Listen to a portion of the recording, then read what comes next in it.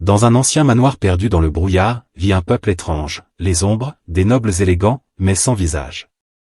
Partout où ils passent, ils laissent des traces de cendres.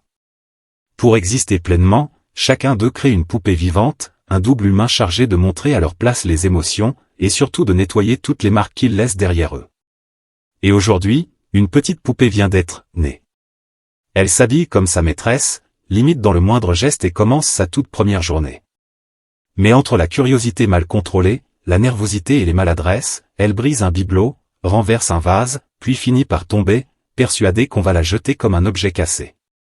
Heureusement, sa maîtresse, l'énigmatique Kate, se révèle bien plus douce qu'elle ne le laisse paraître.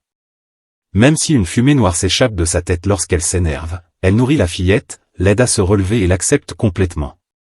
Les jours passent. La poupée apprend vite, s'améliore, et Kate finit par lui donner un nom, Emily, comme une héroïne optimiste d'un roman qu'elle adore. Grâce à ce nouveau lien, Emily découvre enfin le manoir, croise d'autres poupées, et s'épanouit malgré le travail éreintant. Mais l'enthousiasme a un prix, le soir, en voulant raconter sa journée, elle renverse un vase et inonde la table. L'instant d'après, la fumée noire de Kate explose comme un volcan. Et Emily comprend que grandir auprès d'une ombre ne sera jamais de tout repos.